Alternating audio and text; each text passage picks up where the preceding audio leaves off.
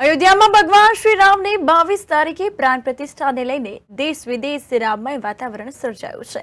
રામ મંદિર પર અનેક ગીતો લોન્ચ થઈ રહ્યા છે, ત્યારે આજે રામ કે સાથ સાથ સિયા કે સંગ સંગ ઓ મોદી ચલ નું અસ્મરણીય સોંગ હૃદયના તાર ઝણઝણાવી નાખે તેવું માત્ર 15 વર્ષના બાળકે કરીને સંત ભક્તિ બાપુ અને ભાજપના નેતા અને ધારાસભ્ય મહેશ કસવાળાના અટલ ધારા કાર્યાલય ખાતે લોન્ચ કરવામાં આવ્યું હતું।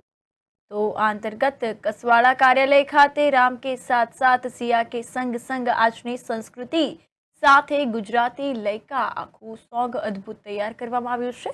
આ ગીત ઝીંઝુડાના સંત રાધિકા દાસ બાપુએ તૈયાર કર્યું છે, જ્યારે સમગ્ર કમ્પોઝિશન 15 વર્ષના બાળ કલાકાર કલરવ બગડાએ તૈયાર કર્યું હોય, ત્યારે કલરવ બગડા પ્રધાનમંત્રી નરેન્દ્ર મોદીના વિચારોને પ્રેરાઈને અસ્મરણીય સોંગ તૈયાર કર્યું હોવાનું જણાવ્યું હતું। આ પ્રેરણા મને આપણા યશસ્વી વડાપ્રધાન નરેન્દ્ર મોદીજી આગળથી મળી છે અને 500 વર્ષ પછી દરેક ભારતીય હિન્દુસ્તાનીનું એક સપનું સાકાર થઈ રહેવા જયું છે 22 તારીખે। એટલે વડાપ્રધાન નરેન્દ્ર મોદીજીએ કહ્યું હતું કે તમે જે કલાકારો છે એ લોકો રામ મંદિર વિશે કોઈ ગીત કમ્પોઝ કરે અને એને સોશિયલ મીડિયા ઉપર અપલોડ કરે, જેનાથી રામ મંદિરમાં વધારે જે શાન વધી જાય।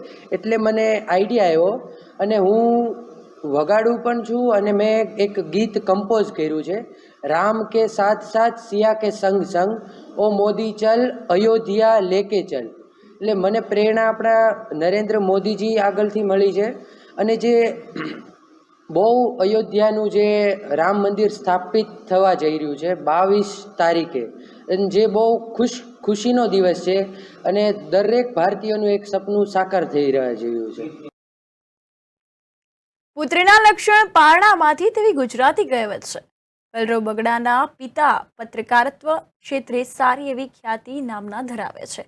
પિતાના નકશે કદમ પર નહીં પણ સંગીત પ્રત્યે સંવેદનાશીલ બનીને કલરવ બગડાએ સોનેરી સિદ્ધિ આ રામ કે સંગ સાથ સાથ સિયા કે સંગ સંગ ઓ મોદી ચલ ગીત પર ધારાસભ્ય મહેશ કસવાળા અને સંત ભક્તિ બાપુ આફરીન પોકારી ઉઠ્યા હતા। તો કલરવ દેશની અંદર રામમય માહોલ બની ગયો છે।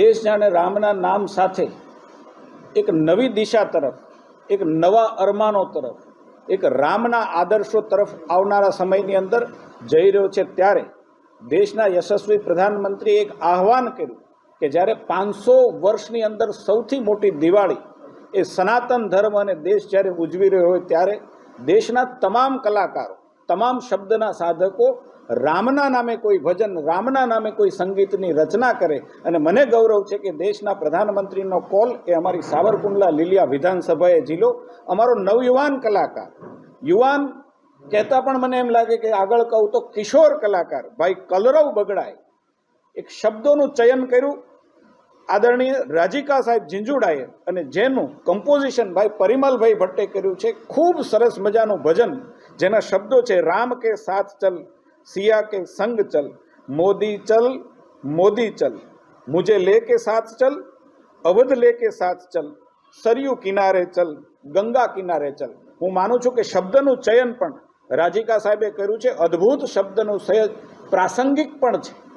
રામ ભગવાનને માટે આ પ્રાસંગિક છે, અવસર માટે પ્રાસંગિક છે, સરયુ કિનારે અયોધ્યા માટે આ પ્રાસંગિક છે અને એટલા માટે હું રાધિકા સાહેબને અભિનંદન આપું છું। 22 તારીખે રામ મંદિરની પ્રતિષ્ઠા મહોત્સવ પ્રસંગે મોદી સાહેબના આહ્વાનને, એના પડકારને ઝીલી અને અમારા કુંડલાના કલરવે જે રામ ભગવાન માટેનું ગીત તૈયાર કર્યું છે, સન્માનની રાધિકા સાહેબે જેને શબ્દો આપ્યા છે અને પરિમલ ભટ્ટે જેને કમ્પોઝ આપ્યું છે, અને એ ગીત ગાયક અમારો કલરવ જેણે સાવરકુંડલાના જનતાના દિલ રામ નામથી જીતી લીધા છે। એટલે હૃદયથી અમે સમગ્ર સાવરકુંડલાની જનતા કલરવને અભિનંદન પાઠવીએ છીએ। ખૂબ ખૂબ વિકાસ થાય, ખૂબ રામ ભક્તિ એના જીવનમાં, પૂરા પરિવારના જીવનમાં પ્રચરે અને ખૂબ ધન્યવાદ એના પિતા મહેન્દ્ર બગડા, આને સંસ્કારો હારા આપ્યા છે એ બદલ ખૂબ ખૂબ ધન્યવાદ।